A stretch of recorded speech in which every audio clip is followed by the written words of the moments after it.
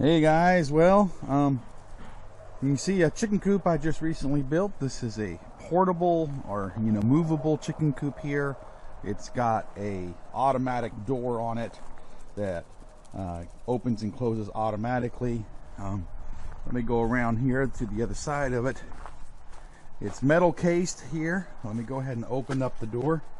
Can't hardly see the door because I just basically put it in the actual siding here. So alright, it's got a nice heavy-duty goat wire bottom on it, so that provides some significant predator deterrent.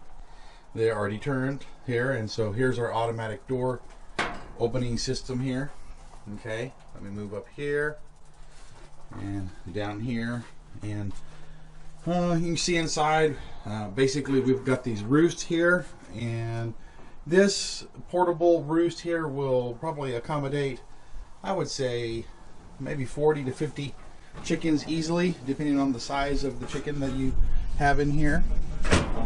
Since I live in a hot climate, I've got it vented up top, but also protected with the 2x4 goat wire to keep owls and hawks from coming in. Let's let the heat out. So you guys might be interested in building something like this, so I'm going to actually walk you through the building of it and step by step. First, I'm going to run a time lapse to show quickly how I put it together, and then after that we'll do a slow step-by-step video. So all right, let's get at it.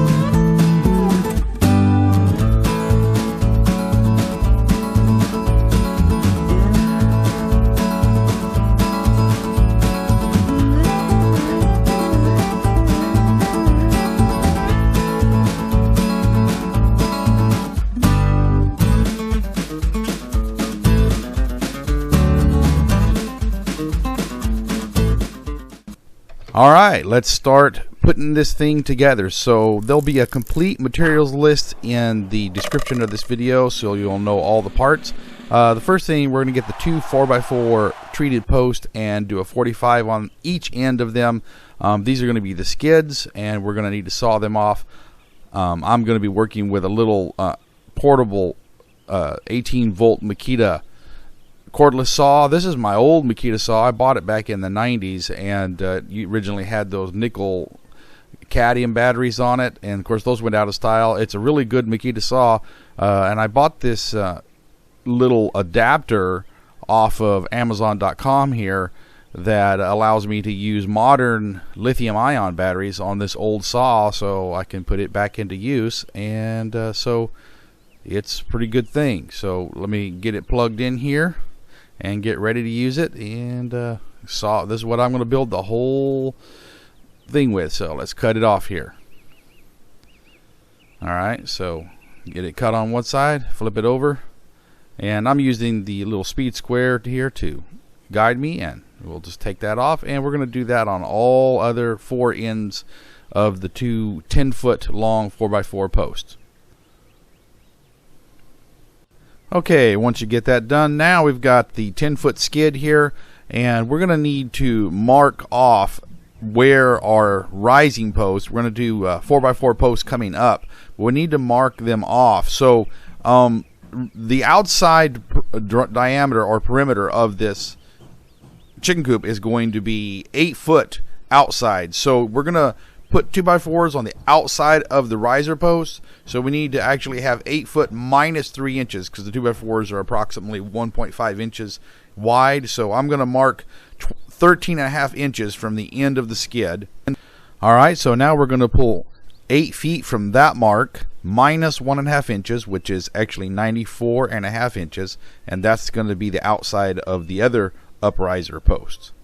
Okay, so now we're going to do the short side first. So this is the short side of the actual chicken coop, and what I'm going to do here is, this is an 8-foot 4x4, and I'm going to measure and cut off 1 foot because it's going to be 8 foot at the high side and 7 foot at the low side. So I'm just going to measure 12 inches here and just mark it there, and we'll use the speed square as a guide there, line it up, and we're just going to cut that off and flip it over and cut the other side. And I'll do the exact same thing for the other low side post. Alright, so now we're going to line up this post right here on that mark, get it square, use the speed square to square it up here, and I'm going to be using an 8-inch half-inch lag bolt to attach the skid to the riser. So I'm going to drill a half-inch pilot hole first through the skid so that the bolt will not spread it. I don't want it to split the wood when it goes through. So a half-inch hole. Now I'm going to use a 1/4-inch bit to mark where the half-inch bolt's going to hit the post. Once it's lined up, then we're going to go ahead and drill that 1/4-inch pilot hole out so that the bolt, 8-inch bolt, when it goes into the riser post, it doesn't split it. So now we'll put that back using a 3/4-inch socket and a impact driver. We're going to drive this 8-inch lag bolt up in there, and that will attach the skid to the upriser, and that's a good solid connection right there. Now we'll just do the other side.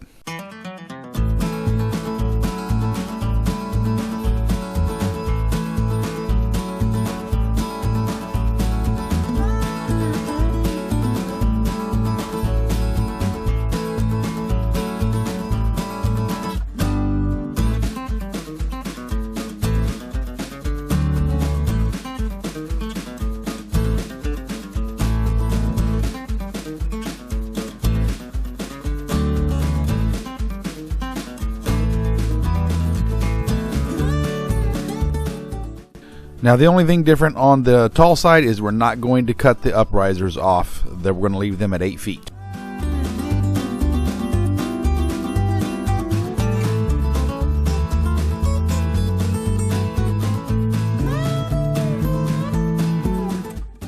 Alright, now we're going to need to cut 4 2x4s 48 inches long. These are going to go on the ends of the coop.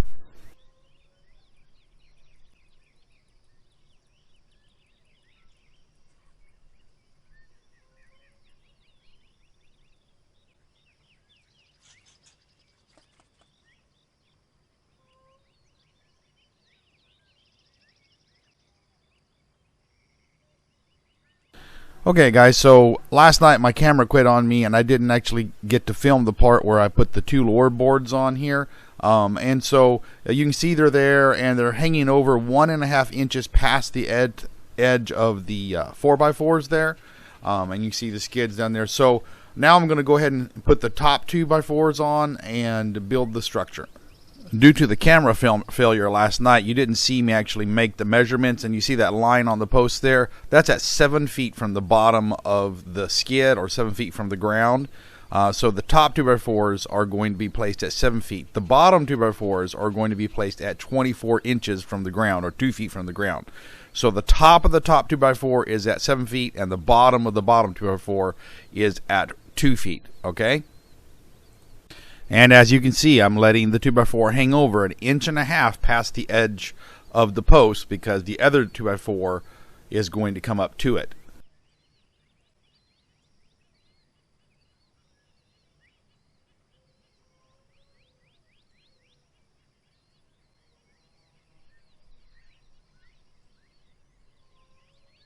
Now I'm just going to square it up a little bit using the speed square to kind of get a basic square before putting the second screw in. Okay, now I'm just going to go back to all the other 2x4 cross members and square them up just like I did that one.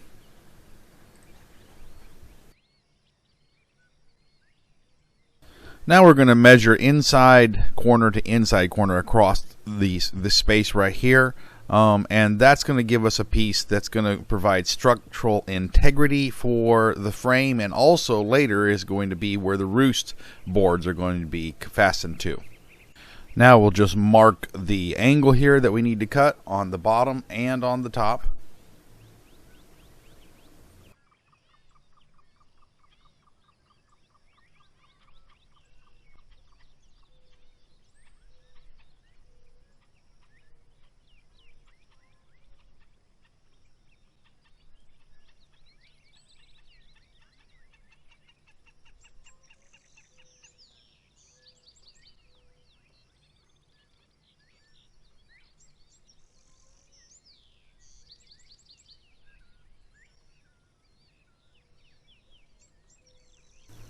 Now you can double check your squareness by measuring corner to corner, and if both measurements are identical, it's perfectly square, and if it's not perfectly square, then you can adjust it by removing the screws and changing the squareness of it.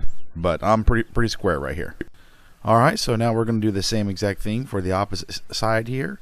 I've already made the cross member here, and got a screw here. We're just going to fasten it at the bottom to start with.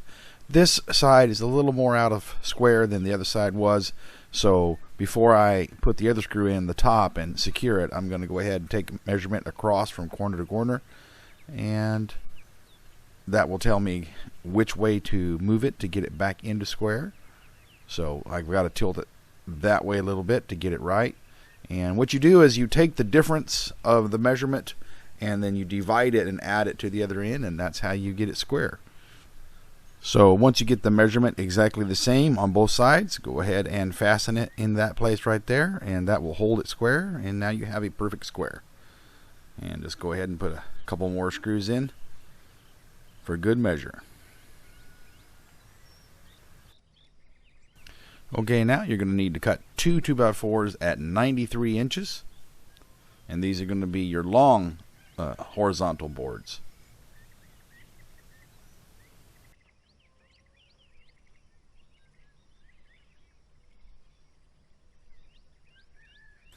Okay, now we're going to put these up here at the top.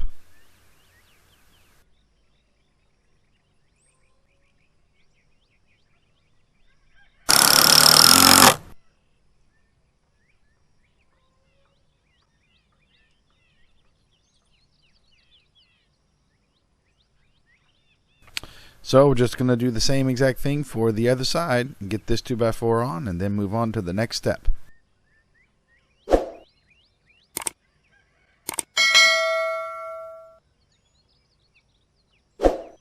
And now we're going to put two more 93-inch 2x4s at the bottom here.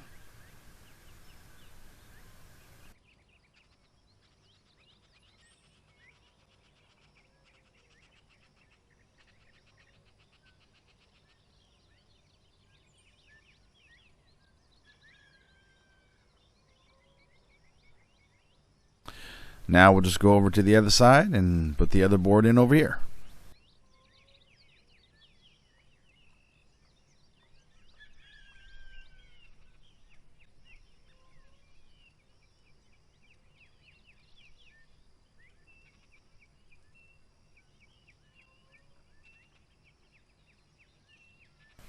Okay, I'm just going to put a couple of cross members here in the bottom here to support the wire. Give a little wire extra support. So let me put these in, and then we'll go ahead and put the wire out.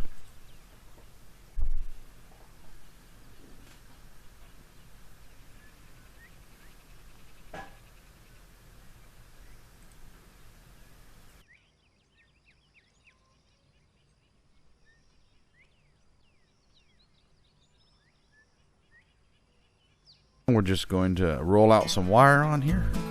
Now I'm going to speed this part up really fast here because it's just a lot of tedious work and you don't need to watch it all in slow motion here.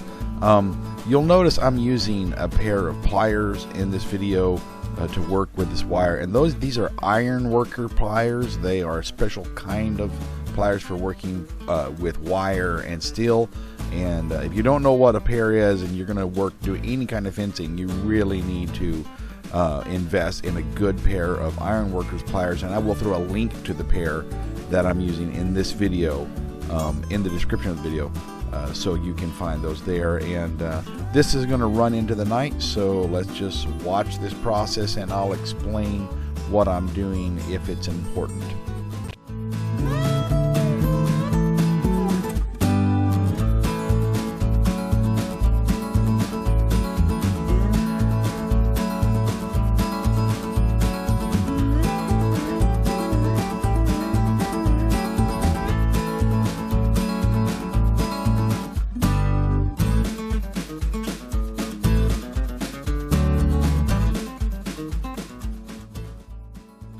So I want this wire to be really tight across the bottom of this thing, just like a guitar string, or piano string. So you can see I'm using hammer-in staples. These are special staples, and they take a little bit of hammering skill to work with because they got a round head, and so you can't really just hit them real hard because they tend to turn on you real easy. So it kind of takes quite a few taps to get them in. But anyways, I am nailing across the main wire there, because on the other side I'm actually going to stretch this wire using my ironworkers pliers, which are specially for that kind of thing. It gives you a lot of leverage, and when I'm done, this wire will be just drum tight, just like a guitar string, and that'll make it easy for the chickens to walk on, and also make it more predator resistant.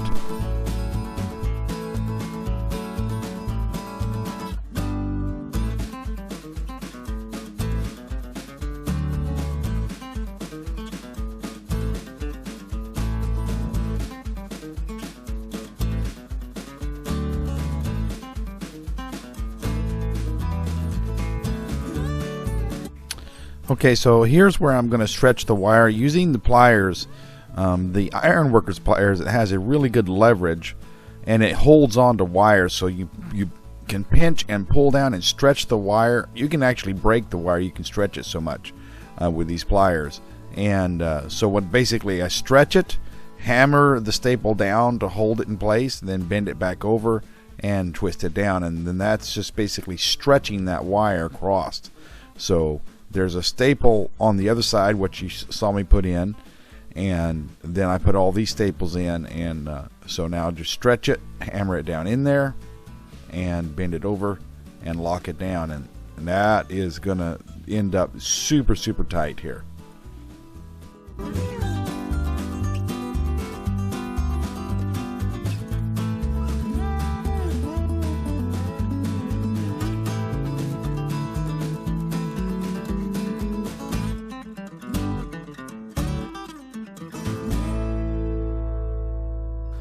Okay, so it's the next day, and now it's time to put in our roosting boards. And remember, I said earlier that the angle braces are going to double as support for the roost boards. So we get double service out of those boards, and basically 93-inch boards, just like the other ones. And you know, you're going to space them equally along there. Try to keep the boards not too close together. You don't want the chickens pooping on each other. So as they go up, you want to space it in thirds, starting at the bottom, and you know. So we'll go ahead and put these in, and I'll let you see what it looks like at the end.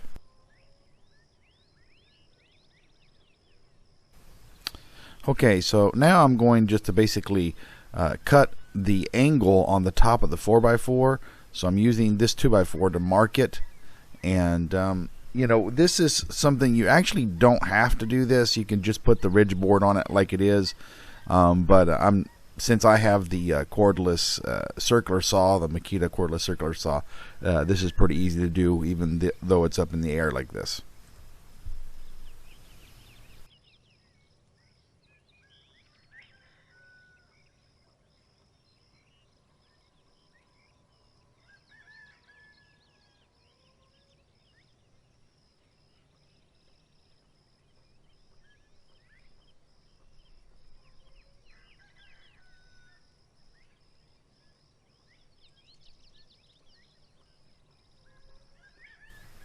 Now we're going to put on our main ridge beam here for our roof.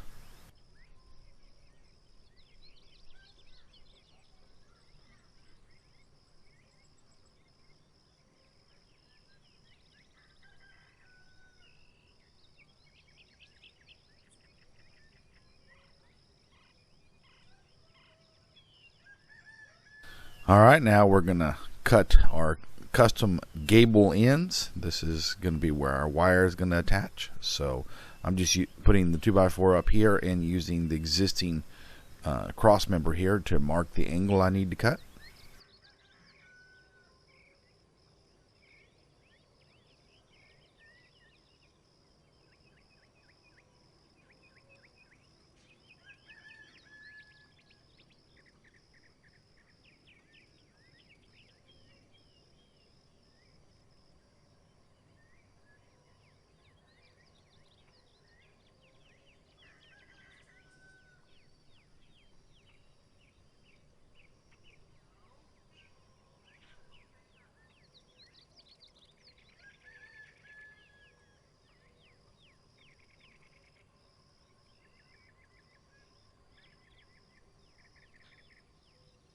Okay, now we're going to just measure off 8 feet length of fencing here, and this is going to be the wire that we're going to use around the top to prevent owls and hawks from getting into the coop. So just measure this out, 8 feet, and then we're going to cut it in half and then cut one section into 4-foot lengths to cover the ends.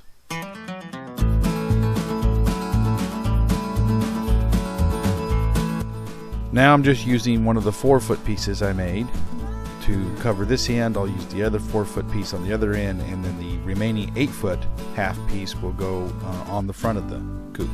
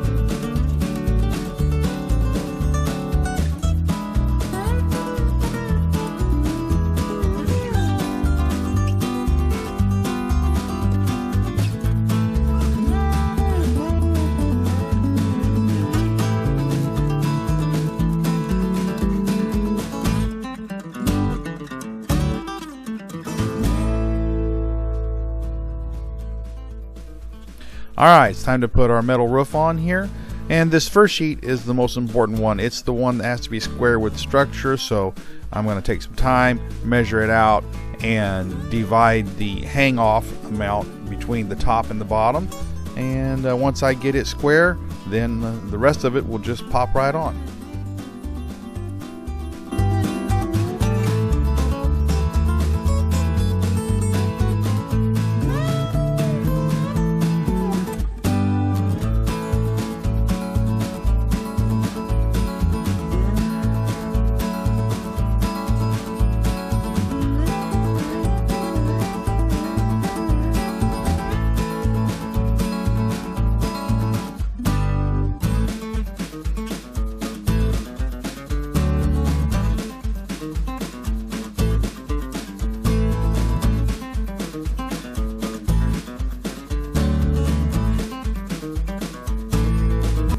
Alright, now that the roof's done, let's go ahead and put the siding up.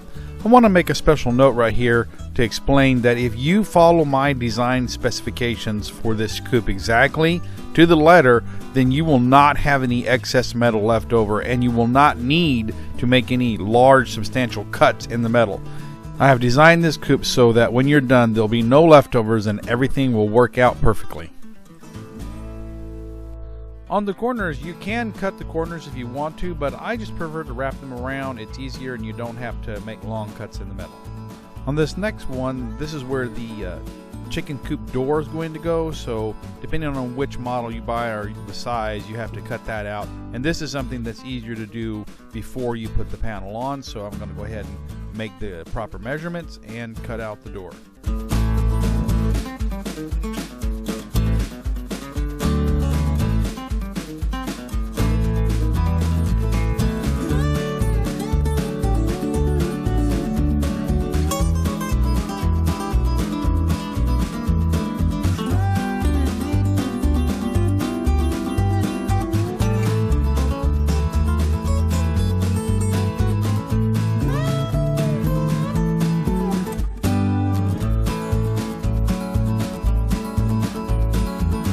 Okay guys, so now we need to install the automatic door, and just got to line up these tracks and make sure the door works right. So let's get that done.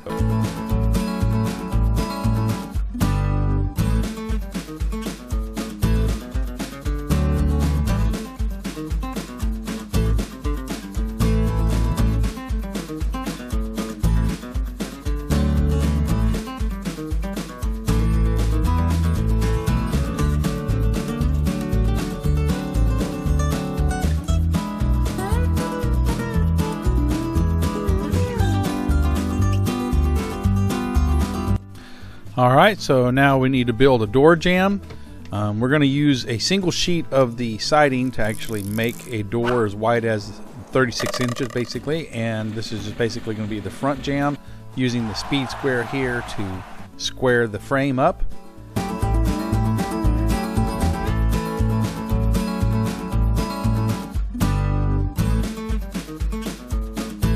Now we'll just measure the outside measurement of the siding to know where to put the hinge jamb for the door.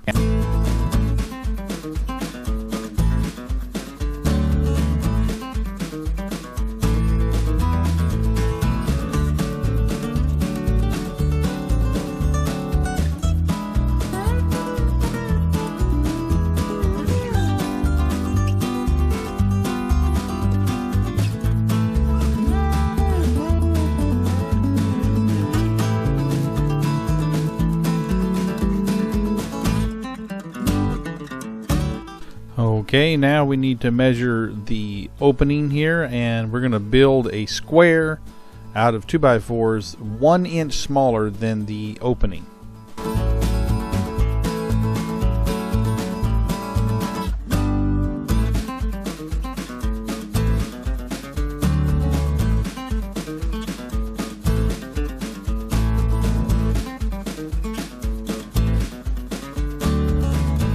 Now we're going to cut all the boards at a 45 angle because we're going to make our square out of these boards, and then we'll join them together.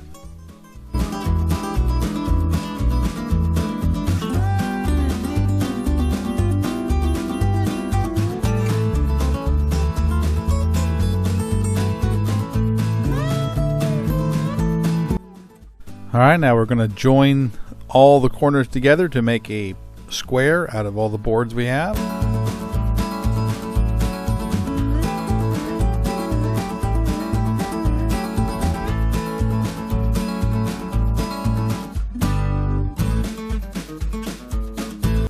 Alright, let's put some hinges on. I'm going to put them about 6 inches from the top and the bottom.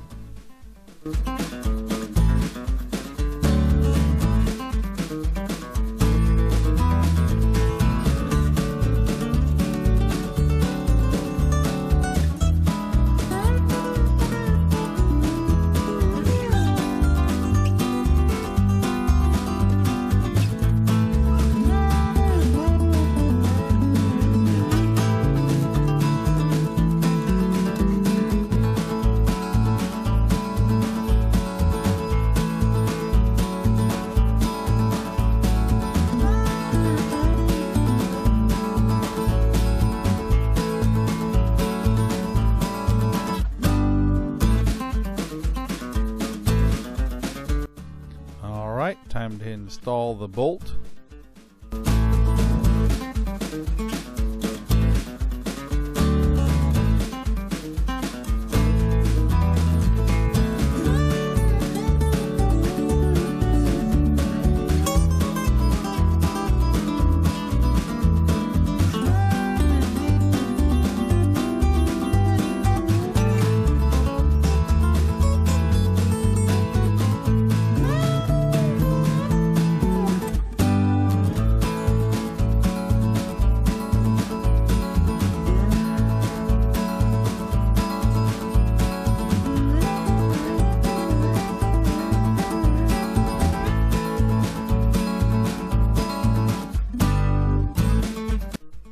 last, we're going to put the last sheet of siding on, and then we will be all done. Alright guys, there it is, all done at last. Well, I hope you enjoyed this video. If you have, please like, subscribe, and comment. Remember, I will place a complete materials list in the description of the video to help you out, including all the tools that were used to make this video. Until next time, this is the Jungle Explorer signing out.